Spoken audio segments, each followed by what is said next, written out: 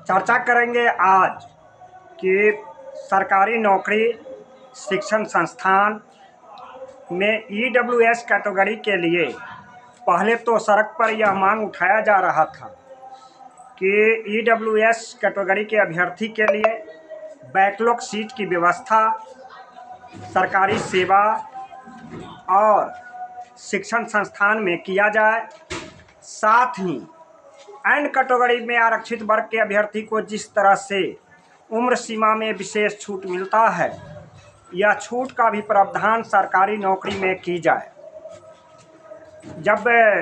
बिहार के सड़कों पर अभ्यर्थी के द्वारा लगातार मांग हो रही थी, इसके लिए अभ्यर्थी न्यायालय में भी गए हैं और न्यायालय में मार्च में सुनवाई होने वाली है। यह सारे शिक्षा जगत से जुड़े अभ्यर्थी को पता है। यह मांग जब हुंकार भरने लगा तो यह मांग विधानसभा सत्र में भी विगत दिनों में चर्चा हुई और माननीय विधायक अनिल सिंह के द्वारा जब विधानसभा सत्र में गैर सरकारी संकल्प के प्रश्नोत्तरी के समय ईडब्ल्यूएस कैटेगरी के लिए बैकलॉग सीट की व्यवस्था करनी चाहिए और उम्र सीमा में छूट की प्रावधान की मांग की गई। पहले तो इस बात की चर्चा कर लें कि बैकलॉग सीट क्या होता है। आपको पता है कि किसी भी एडवर्टाइजमेंट में किसी भी कैटेगरी की जब वैकेंसी निकाला जाता है और किसी कारण से अगर अभ्यर्थी उस एडवर्टाइजमेंट के नियोजन प्रक्रिया तक अनुपलब्ध रहते हैं तो यह सीट क्या होता है कि अगले वैकेंसी में ट्रांसफ़र हो जाता है और तो एक बैकलॉग की व्यवस्था होती है कि यह सीट का ट्रांसफ़र होगा, लेकिन उसी कैटेगरी के अभ्यर्थी से फुलफिल किया जाएगा। पहले क्या था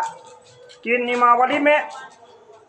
कि अगर किसी कारण से किसी कैटेगरी में अभ्यर्थी, चाहे महिला अभ्यर्थी हो, ईडब्ल्यूएस कैटेगरी का अभ्यर्थी हो, बीसी कैटेगरी का अभ्यर्थी हो, ईबीसी का कैटेगरी का अभ्यर्थी हो, किसी कैटेगरी में अगर अनुपलब्धता रहता था तो उसको सामान्य सीट में कन्वर्ट करके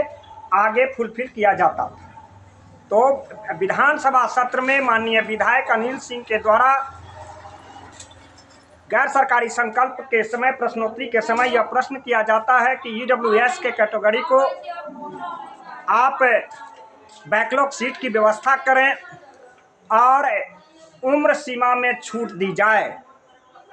जिस तरह से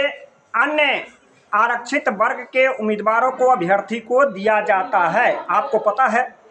कि महिला अभ्यर्थी हो, बीसी अभ्यर्थी हो, ईबीसी अभ्यर्थी हो, एससी एसटी अभ्यर्थी हो,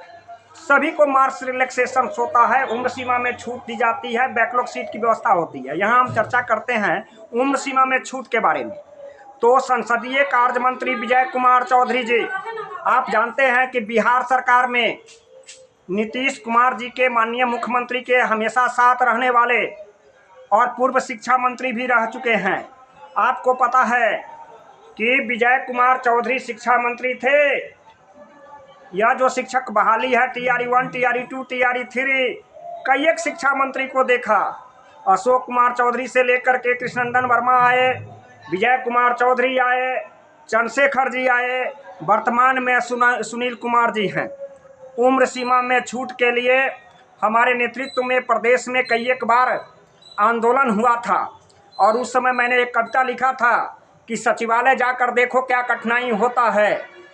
यह नियमावली नहीं लाल पानी है, लगता है काला पानी है। आज ईडब्ल्यूएस अभ्यर्थी के विपक्ष में माननीय संसदीय कार्य मंत्री विजय कुमार चौधरी जी जो जवाब देते हैं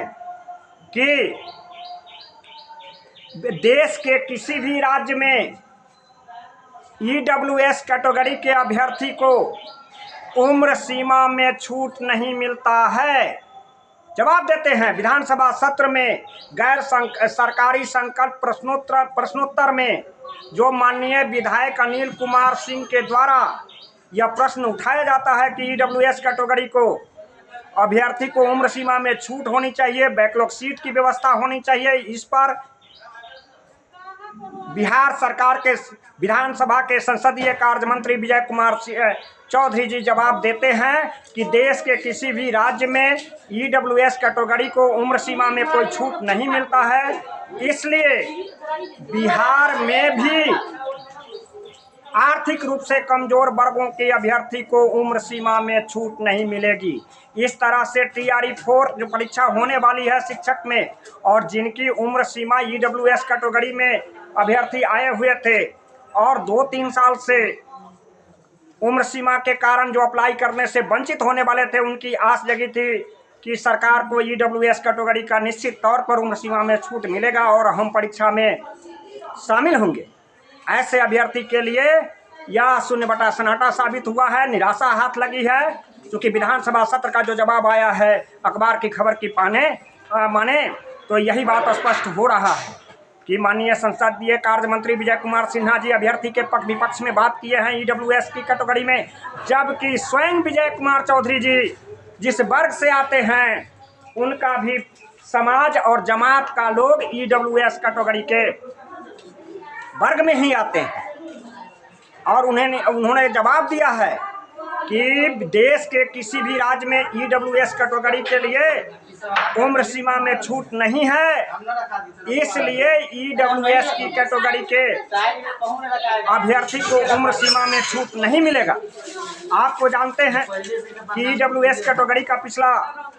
बहस चल रही है, केस चल रहा है, अभ्यर्थी न्यायालय में गए हुए हैं और उसमें जो न्यायालय से अनिल कुमार सिंह के बेंच में लगा हुआ है यह केस,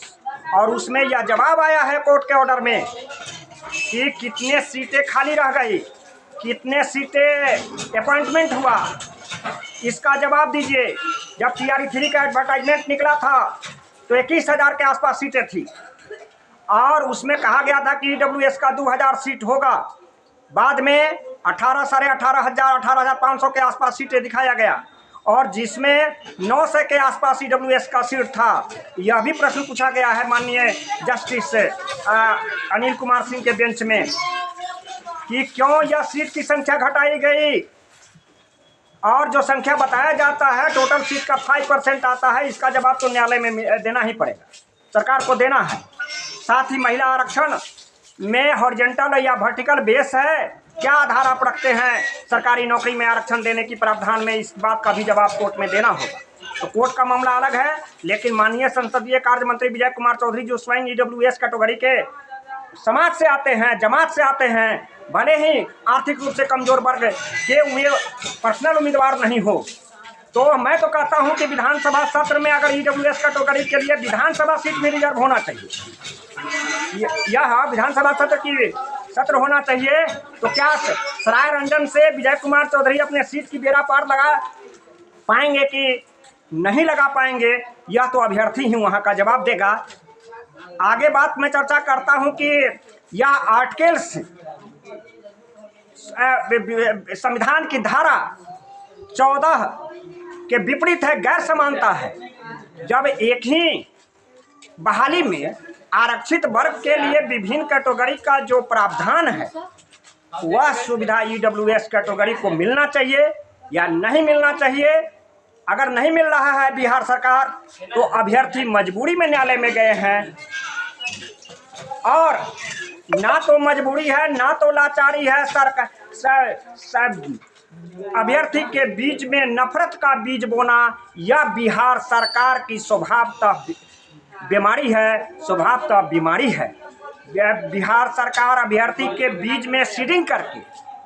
एक डिस्ट्रिक्ट की मामला बनाता है और कहता है कि समानता के अधिकार के लिए मैं संविधान के अनुरूप चलता हूं, संविधान में विश्वास रखता हूं। फैसला बिहार के ईडब्ल्यूएस अभ्यर्थी को लेना है कि आप अपनी मांग को कैसे किस मजबूती तरीका से रखते हैं। धन्यवाद।